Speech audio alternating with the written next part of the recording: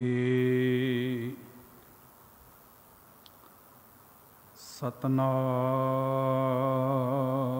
श्री वाहिगुरु साहिब जी। अमे दृष्ट शुभ करे, हरे अग पाप सकल मल, काम क्रोध अर लोभ मोह, वस करे सबे बल, सदा सुख मन वसै, दुख संसार खोवे, गुरु नव निदरियाओ, जन्म हम कालक धोवे,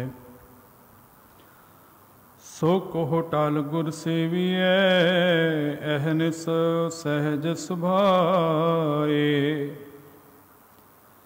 दर्शन परसे गुरु के, जन्म मरण दुख जाए, दर्शन परसे गुरु के, जन्म मरण दुख जाए।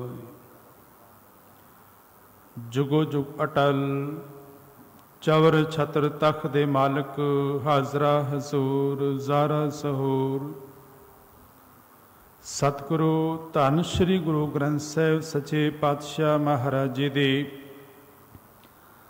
पावन पवित्र निगी गोद अंदर जुड़ बैठे सतसंगी जनों, वड्डियां भागां वाले हो, अमृत वेले दे पावन दरबार अंदर जुड़ बैठन दा ये पावन मुबारक समा सतगुरु पातशाह जी ने बख्शिश किया है। गुरुदेव दे पावन चरनां दे विच नतमस्तक हो के सतगुरु महाराज जी दी पावन बाणी नाल सांझ पाई है कि अंदर सच्चा नेह लाया प्रीतम आपने, तन मन होए निहाल जां गुर देखा सामने। सतगुरु जी दे पावन दर्शन दीदारां दा समां गुरुदेव ने बख्शिया है। गुरु प्यारी सवारी साध संगत जी, अज धन गुरु अंगद देव महाराज दूजी पातशाही जिन्हां दा पावन गुरता गद्दी गुरपुरब है। सतगुरु महाराज जी दे जीवन इतिहास दे विचों गुरुदेव दे जीवन इतिहास नूं आपां साझा करना है। उस तों पहला मनोबिरतियां नूं इकागर करदियां सीस धन गुरु ग्रंथ साहिब सच्चे पातशाह दे चरनां दे झुकांदियां आखो जी वाहिगुरु जी का खालसा, वाहिगुरु जी की फतेह। मते दी सरां पिता फेरू मल जी दे गृह विखे 1504 दे अंदर भाई लहणा जी, जो अगे जाके गुरु अंगद देव महाराज दा रुतबा जिन्हां ने प्राप्त किया, वो मते दी सरां दे अंदर धन गुरु अंगद देव महाराज जी का प्रकाश होया। भाई लहणा जी धर्म की प्रवृत्ति दे सन, क्योंकि पिता पुरखी जिथे उन्हां दी अपनी हट है, अपना रुजगार है, अपनी किरत करते ने, उत्थे ज्वाला देवी दे दर्शनां लई भी आप भी जांदे ने ते होर लोड़वंद जो दर्शनां दे अभिलाषी ने उन्हां नूं भी नाल नाल लैके जांदे ने। गुरु अंगद देव महाराज भाई लहणा जी पिता फेरू मल जी तो बाद सारी जिम्मेवारी भावें वो गृहस्थ दी है, भावें वो किरत दी है, हट्टी दी है, कारोबार दी है, ते भावें वो ज्वाला दे दर्शनां वास्ते आप भी ते होरां नूं भी लैके जाण दी जिम्मेवारी अपने मोढियां दे उपर चुकी। पर जीवन का बहुतापन जदों गुजरिया, सतगुरु धन गुरु अंगद देव महाराज भाई लहणा जी भाई जोध कोलों जदों ये पावन बाणी दे बचन सरवण करते ने, जो आसा की वार दे अंदर 21वीं पौड़ी दे विच पावन बचन ने कि जित सेवीए सुख पाइए, सो साहिब सदा संभालीए, जित कीता पाइए अपना साकाल बुरी क्यों कालीए।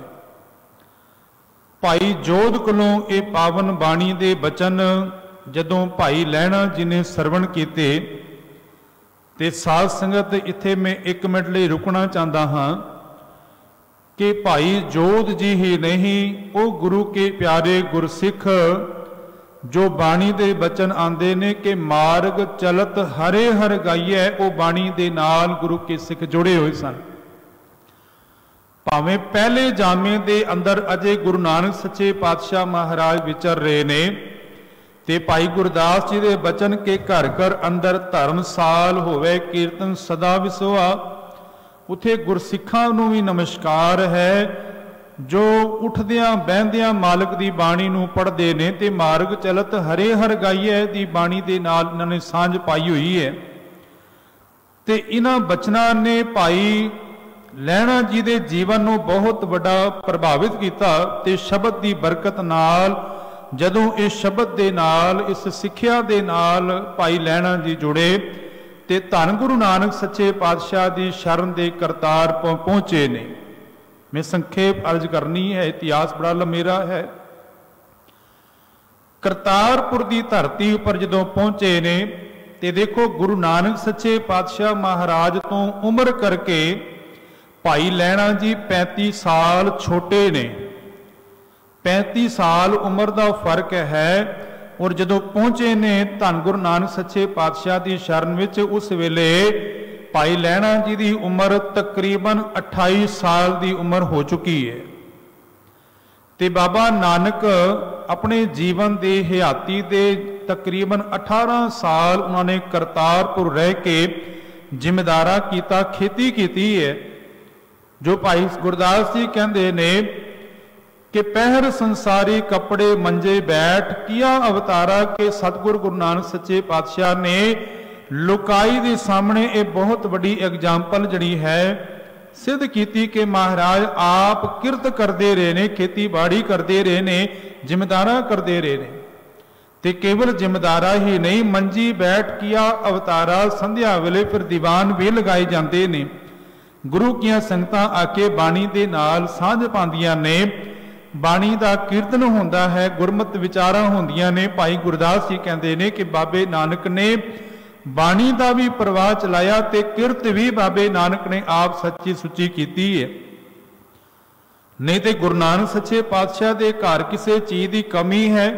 ਆਪ ਪਟਵਾਰੀ ਦੇ ਸੁਪੁੱਤਰ ਨੇ ਤੇ ਘਰ ਦੇ ਅੰਦਰ ਕਾਮੇ ਕੰਮ ਕਰਨ ਵਾਲੇ ਵੀ ਬੜੇ ਨੇ, ਪਰ ਧੰਨ ਗੁਰੂ ਨਾਨਕ ਸੱਚੇ ਪਾਤਸ਼ਾਹ ਆਪ ਕਿਰਤ ਕਰਦੇ ਨੇ। ਜਦੋਂ ਕਰਤਾਰਪੁਰ ਭਾਈ ਲਹਿਣਾ ਜੀ ਪਹੁੰਚੇ ਨਾ, ਘੋੜੇ ਉੱਪਰ ਸਵਾਰ ਹੋ ਕੇ ਪਹੁੰਚੇ ਨੇ ਤੇ ਪੁੱਛਿਆ ਧੰਨ ਗੁਰੂ ਨਾਨਕ ਸੱਚੇ ਪਾਤਸ਼ਾਹ ਕਿਰਤ ਕਰਦੇ ਪਏ ਉਥੇ ਤੇ ਪੁੱਛਣ ਲੱਗੇ ਕਿ ਗੁਰੂ ਨਾਨਕ ਸੱਚੇ ਪਾਤਸ਼ਾਹ ਦੇ ਦਰ ਦੇ ਉੱਪਰ ਜਾਣਾ ਹੈ ਜੋ ਕਰਤਾਰਪੁਰ ਵਸ ਰਹੇ ਨੇ। ਤੇ ਬਾਬੇ ਨਾਨਕ ਨੇ ਘੋੜੇ ਦੀਆਂ ਲਗਾਮਾਂ ਪਕੜ ਲੀਆਂ ਤੇ ਉਸ ਸਥਾਨ ਪਹੁੰਚੇ ਜਿੱਥੇ ਆਪ ਠਹਿਰਦੇ ਸਨ। ਗੁਰੂ ਨਾਨਕ ਸੱਚੇ ਪਾਤਸ਼ਾਹ ਨੇ ਕਿਹਾ ਕਿ ਪੁਰਖਾ ਘੋੜਾ ਬਨ ਕੇ ਤੁਸੀਂ ਸਥਾਨ ਦੇ ਉੱਪਰ ਆ ਜਾਓ, ਉਹਨਾਂ ਦਰਸ਼ਨ ਕਰ ਲਿਓ। ਆਪ ਗੁਰੂ ਨਾਨਕ ਸੱਚੇ ਪਾਤਸ਼ਾਹ ਜਾ ਕੇ ਆਪਣੀ ਥਾਂ ਦੇ ਉੱਪਰ ਬਿਰਾਜਮਾਨ ਹੋਏ। ਭਾਈ ਲਹਿਣਾ ਜੀ ਬਾਬਾ ਬੁੱਢਾ ਜੀ ਨੂੰ ਮਿਲਦੇ ਨੇ, ਨਮਸਕਾਰ ਕਰਕੇ ਪੁੱਛਿਆ ਕਿ ਗੁਰੂ ਨਾਨਕ ਸੱਚੇ ਪਾਤਸ਼ਾਹ ਨੂੰ ਮਿਲਣਾ ਹੈ। ਜਦੋਂ ਜਾ ਕੇ ਦਰਸ਼ਨ ਕਰਦੇ ਨੇ ਤੇ ਕੀ ਦੇਖਦੇ, ਇਹ ਉਹੀ ਪੁਰਖ ਹੈ ਜਿਸ ਨੂੰ ਘੋੜੇ ਦੀਆਂ ਲਗਾਮਾਂ ਪਕੜਾਈਆਂ ਸਨ। ਮਹਾਰਾਜ ਦੇ ਚਰਨਾਂ ਦੇ ਵਿੱਚ ਨਮਸਕਾਰ ਕੀਤਾ ਤੇ ਅੰਦਰੋਂ ਅੰਦਰੀ ਸੋਚਦੇ ਨੇ ਕਿ ਜਿਨ੍ਹਾਂ ਦੇ ਦਰਸ਼ਨ ਕਰਨ ਆਇਆ, ਸੋਚਿਆ ਸੀ ਕਿ ਸੇਵਾ ਕਰਾਂਗਾ, ਪਰ ਇਹ ਤੇ ਆਪ ਘੋੜੇ ਦੀਆਂ ਲਗਾਮਾਂ ਪਕੜ ਕੇ ਮੇਰੇ ਘੋੜੇ ਨੂੰ ਪਕੜ ਕੇ ਲੈ ਕੇ ਆਏ ਨੇ। ਤੇ ਇਤਿਹਾਸਕਾਰ ਕਹਿੰਦੇ ਨੇ ਬਾਬਾ ਨਾਨਕ ਆਖਣ ਲੱਗੇ, ਪੁਰਖਾ ਅੱਜ ਤੂੰ ਘੋੜੇ ਦੀਆਂ ਲਗਾਮਾਂ ਪਕੜਾਈਆਂ, ਮੈਂ ਤੈਨੂੰ ਕਰਤਾਰਪੁਰ ਪਹੁੰਚਾ ਦਿੱਤਾ। ਕੱਲ ਤੂੰ ਮਨ ਦੀਆਂ ਲਗਾਮਾਂ ਪਕੜਾਈ, ਮੈਨੂੰ ਤੈਨੂੰ ਕਰਤਾਰ ਦੇ ਘਰ ਪਹੁੰਚਾ ਦਿਆਂਗਾ। ਹੁਣ ਦੇਖੋ ਧੰਨ ਗੁਰੂ ਅੰਗਦ ਦੇਵ ਸੱਚੇ ਪਾਤਸ਼ਾਹ ਮਹਾਰਾਜ ਭਾਈ ਲਹਿਣਾ ਜੀ ਨੇ 7 ਸਾਲ ਧੰਨ ਗੁਰੂ ਨਾਨਕ ਸੱਚੇ ਪਾਤਸ਼ਾਹ ਦੇ ਦਰ ਦੇ ਉੱਪਰ ਰਹਿ ਕੇ ਉਹ ਸੇਵਾ ਕਮਾਈ ਜੋ ਸੱਤਾ ਬਲਵੰਡ ਜੀ ਆਖਦੇ ਨੇ ਕਿ ਕਰੈ ਜੋ ਗੁਰ ਫਰਮਾਇਆ। ਸਿਲ ਜੋਗ ਅਲੂਣੀ ਚਟੀਐ ਕਿ ਧੰਨ ਗੁਰੂ ਅੰਗਦ ਦੇਵ ਮਹਾਰਾਜ ਭਾਈ ਲਹਿਣਾ ਜੀ ਕਰੈ ਜੋ ਗੁਰ ਫਰਮਾਇਆ, ਜੋ ਗੁਰੂ ਫਰਮਾਨ ਕਰਦਾ ਹੈ ਉਹ ਕਰਦੇ ਨੇ। ਤੇ ਕੈਸੀ ਕਿਰਤ ਹੈ, ਕੈਸਾ ਕੰਮ ਹੈ, ਆਖਦੇ ਨੇ ਕਿ ਸਿਲ ਜੋਗ ਅਲੂਣੀ ਚੱਟੀ ਹੈ जिवें अलूणी सिल नूं चटण दे नाल कुछ प्राप्त नहीं होंदा ते आखते ने कि अगों सगों जेबाब जड़ी है वह भी छिल जाती है। पर धन गुरु अंगद देव महाराज ने सत सत बचन करके धन गुरु नानक सच्चे पातशाह के हुक्म की पालना की। जदों गुरु नानक सच्चे पातशाह का हुक्म मन के घर दीयां जिम्मेवारियां देन अपने घर गए सन, वापस परत के आए। गुरु नानक सच्चे पातशाह खेतों वाल किरत कर रहे ने। माता सुलखणी जी नूं पुछया, कहण लगे वो खेतों वाल गए ने। भाई लहणा जी पहुंचे खेतों में ते गुरु नानक सच्चे पातशाह उसे झोने की फसल है ते झोना आप जी नूं पता है कि पानी दे नाल भरिया हुंदा है, विच नदीन वो घाह जो अपने आप पैदा हो जाता है ते उसनूं पटिया जाता है। बाबे नानक ने पशुओं वास्ते वो नदीन पट रहे सन। भाई लहणा जी आए, बड़े सोहने तन के उपर कपड़े पाए हुए ने, चिट्टे रंग के कपड़े, बड़े सोहने कपड़े पाए हुए। ते बाबे नानक ने वो नदीन जो मिट्टी गारे दे नाल भरिया होया घाह पंड बन के भाई लहणा जी के सिर के उपर रखवा दिता। बस उस दिन तो सेवा करन दी जांच धन गुरु नानक सच्चे पातशाह ने भाई लहणा जी नूं बख्शी। हुण सीस पर पंड चुकी हुई है, नदीन दा लग्या होया गारा उन्हां दे स्वच्छ कपड़ियां नूं, चिट्टे रंग के कपड़ियां नूं लगदा है ते घर पहुंचदियां होइयां सारे कपड़े मलीन हो गए। माता सुलखणी जी गुरु नानक सच्चे पातशाह नूं कहंदे ने, तुसीं ये की कीता?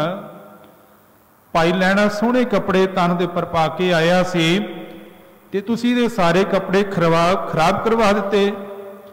गुरु नानक सच्चे पातशाह हस के कहन लगे, सुलखणीए ये लोकां दीयां नज़रां दे विच गारा मिट्टी होएगा, मेरी दृष्टियां दे के ते केसर दे छट्टे पे ने। सेवा करदियां जो मिट्टी जो तन दे उपर लगदी है वो मिट्टी नहीं, वो केसर दे छट्टे ने। ते सतगुरु धन गुरु नानक सच्चे पातशाह की शरण च रहे ने ते जन बन के सेवा कीती है। जन जड़ा अपने मालिक दे हुक्म नूं सत सत करके मन्ने। सतगुरु महाराज की पावन बाणी दे बचन आंदे ने कि प्रभ ते जन जानी जै, जन ते स्वामी, जन तू दे स्वामी की पछाण और स्वामी तू जन की पछाण होंदी है। कबीर साहब नूं किसी ने पूछया, कबीर जी हरि दा सेवक हरि दा जन किस तरह का होए? कबीर साहब आखते ने कि जे हरि दा सेवक बनना है तो इस तरह तू उस मालिक के चरणों के पिया रहो जिवें राह दे विच रोड़ा पिया रहिंदा है ते रोड़े नूं हर कोई मनुख लताड़ के ठोकर मार के लंघ जाता है।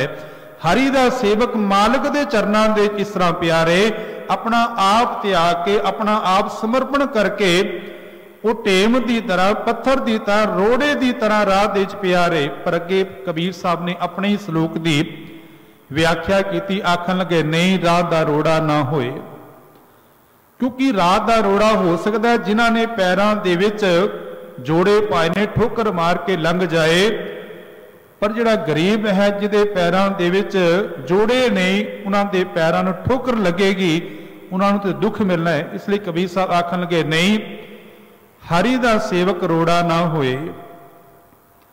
हुण इत्थे पैरां तो ठोकर तो भाव सी कि ये अमीरां दे अगे, ताकत वालियां दे अगे, जिन्हां दे कोल ताकत है, जिन्हां दे कोल बल है, जिन्हां दे कोल हिम्मत है, उन्हां दे अगे झुक जाए ते निमाणियां नूं ही लिताड़दा रहे, उन्हां नूं दुख दिंदा रहे।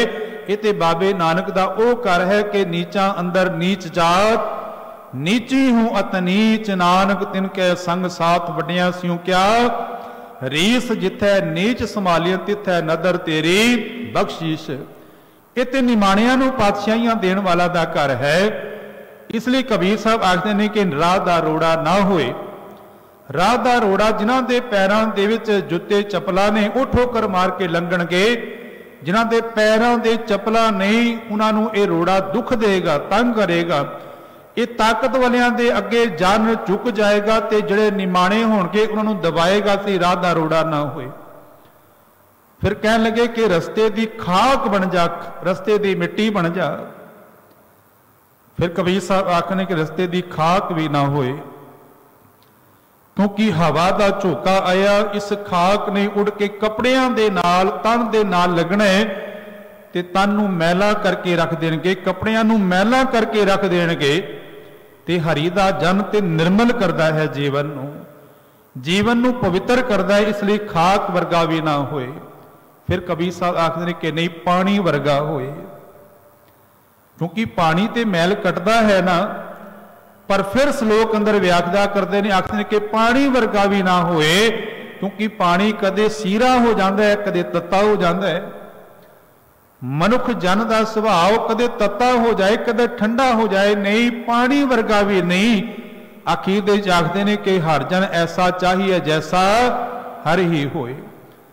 हरि दा जन ते हरि वर्गा ही चाहिदा है। कबीर साहब दा पावन बचन है। कबीर आखते ने कबीर रोड़ा होए रो बाट का, तज मन का अभिमान, ऐसा कोई दास होए ताहे मिले भगवान। फिर आखते हैं कबीर रोड़ा हुआ तो क्या भया, जो पंथी को दुख दे, राह चलन वालियां दुख दे। हर जन ऐसा चाहिए कि हरिधन ऐसा होना चाहिए कि जे मिट्टी वर्गा होए, जे मिट्टी का स्वभाव है। कि कबीर आखले के हरि दा जन मिट्टी वर्गा होए, खे हुई तो क्या पिया। कबीर साहब आखते हैं कि खे हुई तो क्या हुआ, जो उड़ लागे अंग। हर जन ऐसा चाहिए ज्यों पानी सरबंग, जे पानी का स्वभाव है। फिर कबीर आखते हैं कि पानी हुआ तो क्या भया, जो सीरा ताता होए। हर जन ऐसा चाहिए जैसा हरि ही होए। जिस तरह हरि का आप सुभाव है, इसे तरह हरि दे जन का सेवक का स्वभाव होए। गुरु नानक सच्चे पातशाह ने भाई लैणा जी नूं टणका के देखिया ते बड़ी बार परीक्षा भी की। महाराज ने अद्धी रात का वेला आखन लगे लैणिया जा जाके बस्तर धो के लैके आ। 7 वचन करके तुर पे बस्तर धो के लैके आए। अजे दिन नहीं सी चढ़िया, रात ही सी। ते महाराज कहन लगे कि लैणिया बस्तर धो ले। कि जी महाराज राती क्यों गए, सवेरे चला जाता। मेरे वर्गा होंदा ते उन्हें कहना सी कि तुसी किया सी तां मैं चला गया। पर भाई लैणा जी कह लगे दाता जी भुल हो गई। बस 2 भब्बे कमाए, एक भब्बा भला एक भब्बा भुल। मेरा मालिक रिझ पिया। गुरु अंगद देव पातशाह कहते हैं जे धर्मसाल के अंदर चूही मरी हुई है तो कोई चुकन नूं तैयार नहीं। लैणा जी नूं हुक्म होया ते मरी हुई चूही चुक के जाके दूर सुट के आते ने। जे कटोरा चिक्कड़ दे डिग पिया, सारियां ने मना कर दिता कि असीं नहीं चुकांगे। पर भाई लैणा जी 7 वचन करके चिक्कड़ दे विचों ओ पानी का छन्ना कटोरा जिहड़ा कढ़ के लैके साफ करके मांज धो के गुरु नानक सच्चे पातशाह दे सन्मुख रखे आ। हुण ये वो सेवा है कि करें जो गुरु फरमाया सिल जोग अलूनी चट्टी है। कि जो गुरु ने आख्या उन्होंने 7 वचन करके मनिया भाई लैणा जी ने। ते धन गुरु नानक सच्चे पातशाह ने फिर भाई लैणा जी नूं गुरता गद्दी पर विराजमान किया। जिहड़ा सीस दुनिया के मौलवी मौलाने सिद्ध जोगी थक गए हार के बाबा नानक नूं झुका लीए, वो दुनिया के अगे नहीं चुकिया। अज भाई लैणा जी के चरणों दे उन्होंने नमस्कार की, मत्था टेक के गुरता गद्दी भाई लैणा जी नूं बख्शिश कर दी। ते देखो कमाल की गल कि दुनिया के अंदर जितने भी पीर हुए ने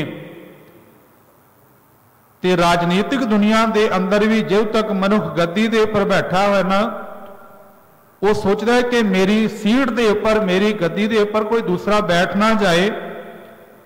जदों वो संसार तो चला जाता है, भावें राजनीति हो ते भावें धर्म की दुनिया होए, वो चला जाता है। उस तो बाद गद्दी दीयां लड़ाइयां लगियां रहिंदियां ने कि एक सोचता है कि मैं बैठा, दूसरा सोचता है मैं बैठा। इस एक पासे बाबर के दा घर है, एक पासे बाबे नानक दा घर है।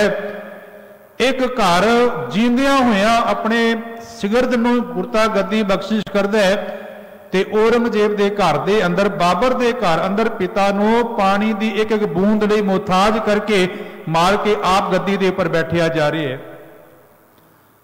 बाबे नानक ने यह वखरी करामात की कि जींदियां होया ही अपनी हयाती अंदर ही भाई लहणा जी नूं गुरदा गद्दी पर विराजमान कर दिता। कई सिखां ने भी आख्या कि सतगुरु पातशाह बाबा श्री चंद जी, लक्ष्मी दास जी, उन्होंने तुसी गुरता गद्दी दे देंदे। ते इतिहासकार ने बड़ी कमाल की गल लिखी है। आखिर कि बाबे नानक ने अपने हाथ के अंदर एक टक्का रखे आ, एक टक्का रख के श्री चंद जी ने पूछया कि मेरे हाथ पर की है। बाबा श्री चंद जी कह लगे एक टक्का है सतगुरु जी। लक्ष्मी दास ने पूछया मेरे हाथों पर की है। लक्ष्मी दास भी कह लगे कि सतगुरु महाराज एक टक्का है। हुण लहणा जी नूं पुछदे, लहणिया तू दस, कुछ बोले नहीं। फिर क्या गुरु नानक सच्चे पातशाह, लहणिया तू दस साडे हाथ विच की है। लहणा जी हाथ जोड़ के आखन लगे, दाता इस हाथ दी हथेली पर लोकी आखदे होणगे एक टका है, पर मैं देख रहा इस हाथ दी हथेली पर जप है, तप है, सिमरन है, बंदगी है, इतों तक लोक परलोक इस हथेली पर रखिया हुए है। ते बाबा नानक आखन लगे हुण शक कोई रह गया। असल दे च भाई लहणा जी गुरु नानक सच्चे पातशाह का रूप हो के ते महाराज ने तां ही उन्होंने नाम दिता सी अंगद। अंग नाल ला के अपना रूप दे दिता, जिसनों बाणी आखदी है कि जोत ओआ जुगत साए सहकाया फेर पलटी है। सतगुरु गुरु नानक सच्चे पातशाह का आने वाले दिनों में ज्योति जोत दिवस है। गुरु नानक सच्चे पातशाह संसार तो शरीरक तौर के पर रुखसत करते ने। ते भाई लहणा जी सिक्खी का दूसरा केंद्र जड़ा है वह खडूर साहब बनाया। पहला करतारपुर है। जिमें जिमें गुरु नानक सच्चे पातशाह की जोत शरीरां दे विच विचरदी है ना, उस तरह सिक्खी के केंद्र भी बदले ने। पहला गुरु नानक सच्चे पातशाह करतारपुर, गुरु अंगद देव महाराज खडूर साहिब विखे, धन गुरु अमरदास महाराज गोबिंदवाल, गुरु रामदास सच्चे पातशाह अमृतसर जिन्हों असीं कहते हैं। इसे तरह शरीरां दे नाल सिक्खी के केंद्र भी प्रचार लई महाराज ने नियत कीते ने, क्योंकि घर घर अंदर धर्मसाल का यह प्रचार सारी दुनिया दे विच करना है। ते खडूर साहब जो धर्म दे उन्हां दे भूआ ने सत्कार जो सबराई जी, उन्हां दे घर चले गए ते उन्होंने हुक्म किया कि किसी को साडे बारे दस्त नहीं देनी, किसी ने दसना नहीं। खडूर साहब से स्थान बनिया हुए है। सबराई जी के गृह विखे धन गुरु अंगद देव महाराज जाके विराजमान हो गए, टिक गए। हुण सिख संगतां सतगुरु के दर्शन वास्ते व्याकुल ने। बाबा बुढ़ा जी को बेनती की जाके, बाबा बुढ़ा जी गुरु नानक सच्चे पातशाह सिखां ने सवाल किया कि सतगुरु पातशाह तुसी जा रहे हो शरीर करके, असी किन्हां दे विचों दर्शन करिए तुहाडे? ते बाबे नानक ने कहा सी कि बाबा मड़ी ना मोर गुर अंगद के हिए माहे, कि मैं मड़ियां दे विच नहीं, मैं ते धन गुरु अंगद दे महाराज दे हिरदे विच हां। ये गुरु नानक सच्चे पातशाह दे बचन कि बाबा मड़ी ना मोर गुर अंगद के हिए माहे, कि मैं गुरु अंगद देव दे हिरदे ही वसांगा। ते बाबा बुढ़ा जी फिर वो घोड़ी जिस पर विराजमान होंदे सन गुरु अंगद देव पातशाह, वो छोड़ी गई। नाल बाबा बुढ़ा जी खडूर साहब पहुंचे ने। ते सबराई जी ने मना किया सी, इसलिए उन्होंने कोई बोल नहीं बोले, वचन नहीं किए। भाई लहणा जी गुरु अंगद देव महाराज कमरे के अंदर बैठ के मालिक के चरणों नाल जुड़े हुए ने। बाबा बुढ़ा जी ने कहा कि बाणी का कीर्तन करो, गुरु नानक सच्चे पातशाह की बाणी पढ़ो, गुरु अंगद देव महाराज आप आ जाणगे। ते बाणी का कीर्तन होया। सतगुरु धन गुरु अंगद देव महाराज आप दरवाजा खोल के बाहर आए। उस वेले गुरु अंगद देव महाराज ने एक श्लोक उच्चारण किया, जो गुरु अंगद देव महाराज का इतिहासकार कहते हैं कि पहला श्लोक है। गुरु अंगद देव महाराज ने पहला श्लोक उच्चारण किया कि जिस प्यारे स्योने तिस आगे मर चलिए, त्रिग जीवन संसार ताके पछे जीवना। गुरु अंगद देव महाराज के 63 श्लोक ने। ये गुरु ग्रंथ साहिब महाराज दियां 10 वारां दे विच गुरु अंगद देव महाराज के श्लोक गुरु अर्जुन देव महाराज ने अंकित किए ने। पर पहला श्लोक यह सी कि जिस प्यारे सियोने तिस आगे मर चलीए, त्रिगजीवन संसार ताके पाछे जीवना। और 63वां नंबर का जो श्लोक है वो श्लोक सी कि नानक दुनिया क्या वडियाइयां अग्गी सेती जाल, इन्हें जली ना विसारिया एक ना चली नाल। ये अखीरला श्लोक 63 नंबर का श्लोक गुरु अंगद देव सच्चे पातशाह का है। धन गुरु अंगद देव महाराज सच्चे पातशाह ने जिथे बाणी दे विच श्लोक उचारण किए, उत्थे धन गुरु अंगद देव महाराज ने वर्णमाला जिसनूं 35 अखरी कहा जाता है, इहदे जन्मदाता ने धन गुरु अंगद देव पातशाह महाराज। बच्चों नूं आप सतगुरु महाराज गुरमुखी पढ़ाते सन। पंजाबी ते पहला भी सी, पर पंजाबी नूं एक वर्णमाला रूप दे विच 35 अखरां दे विच पछाण जिहड़ी है वो पढ़न वास्ते धन गुरु अंगद देव महाराज ने नियत की। ते धन गुरु अंगद देव महाराज जदों हुमायूं शेर शाह सूरी कोलों हार खा के आया सी, ते धन गुरु अंगद देव महाराज उसले बच्चों नूं गुरमुखी पढ़ा रहे सन। धन गुरु अंगद देव महाराज सच्चे पातशाह ने जिथे गुरता गद्दी पर विराजमान होए बाबे नानक ने लंगर शुरू किया, पर इतिहासकार ते गुरबाणी दे विचों ही सानू सेध मिलती है कि धन गुरु अंगद देव सच्चे पातशाह ने लंगर का इतना सोहना प्रबंध कर दिता सी। ते नाल सत्कारयोग माता खीवी जी गुरु अंगद देव महाराज के घरों उन्हां दे धर्म स्वतनी गुरु ग्रंथ साहिब महाराज अंदर जे किसी गुरु पत्नी का नाम है तो माता खीवी जी का नाम है। माता खीवी जी ने लंगर का प्रबंध आप संभालिया। ते सत्ता बलवंत जी अपनी बाणी अंदर ये पावन बचन लिखते ने, वो आखते ने कि लंगर दौलत वंडी है, रस अमृत खीर घियाली माता खीवी नेक जन, जिन बहुती छाव पतराली लंगर दौलत वंडी है रस अमृत खीर घियाली। कि धन सतगुरु गुरु अंगद देव महाराज जिथे नाम बाणी दे नाल संगतां नूं तृप्त करदे ने, नाम दी खुराक दे के संगतां नूं परमेश्वर दी बाणी नाल जोड़दे ने, उत्थे सत्कारयोग माता खीवी जी। हुण इत्थे बड़ी कमाल दी गल है कि धर्म दी दुनिया अंदर इस्त्री जाति नूं पिछे रखिया जांदा सी, पर गुरु अंगद देव महाराज ने माता खीवी जी नूं बराबर दी जिम्मेवारी दे के लंगर का सारा काम जिहड़ा माता खीवी जी दे सपुर्द किया कि लंगर सारा तुसीं संभालना है। ते माता खीवी जी ने केवल लंगर का ही प्रबंध नहीं, सत्ता बलवंत जी लिखते ने कि माता खीवी नेक जन जिन बहुती छाव पतराली लंगर दौलत वंडी है। जे कोई लोड़वंद कारजां लई धन लई भी अरदास करने लई बेनती करन आया ते माता खीवी जी ने धन दे के भी पैसे दे के भी उस मनुख दे उस गुरसिख दे विआह दे कारज जां होर दुनिया दे होर जितने भी कारज ने उन्हां कारजां नूं सवारिया गुरु घर तो। सो सतगुरु महाराज आखदे ने कि लंगर दौलत वंडी है रस अमृत खीर घियाली, के घ्यो वाली खीर पाव के खीर का लंगर सोहना लंगर का प्रबंध सतगुरु धन गुरु अंगद देव महाराज ते माता खीवी जी ने यह सारी सेवा निभाई। ते धन गुरु अंगद देव महाराज खडूर साहब की धरती पर विचरते ने।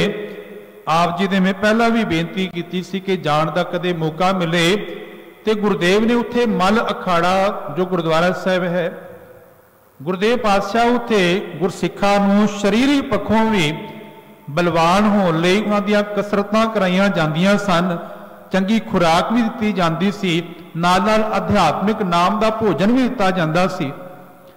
ते धन गुरु अंगद देव सच्चे पातशाह महाराज जदों खडूर साहब तो दर्शन संगतां नूं दर्शन करन देण लई बाहर आंदे सन ते रोगियां दे रोग कट्टे जांदे सन। पटकल सहार जी ने बाणी दे जुम्मे मुखवाक दे विच शुरुआत के बचन उचारण किए ने। पटकल सहार जी आखदे ने कि अम्य दृष्ट शुभ करे, कि धन गुरु अंगद देव महाराज आप जी दृष्टि दे अमृत वरसदा है। अम्य दृष्ट शुभ करे हरे अग पाप सकल मल, सारे पाप मल लथ जाते ने। कदों जदों गुरुदेव पातशाह अपनी मेहर की दृष्टि करते ने। अन्य दृष्टि शुभ करे हरे अगपाव सकल मल, काम क्रोध अर लोभ मोह वस करे सवै बल।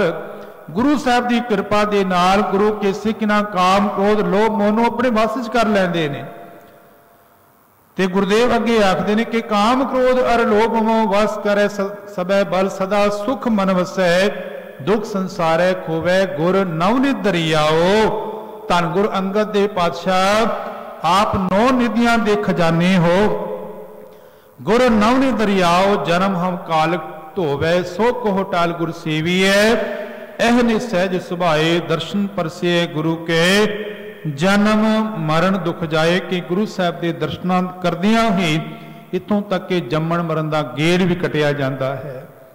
ऐसे दीन दयाल पातशाह धन गुरु अंगद देव महाराज जिन्हां दा अज पावन गुरता गद्दी गुरपुरब है। साध संगत जी आप सारियां नूं धन गुरु अंगद देव महाराज जी दे पावन गुरता गद्दी गुरपुरब दियां लख लख वधाइयां। नाले हथ जोड़ के बेनती है कि हो सकता है तो जरूर ही गुरदेव पातशाह के 63 श्लोक ने, जे असीं एकागर होके अद्धा घंटा भी बैठ जाओगे ना, अद्धे घंटे के अंदर गुरुदेव की सारी बाणी पढ़ी जाएगी।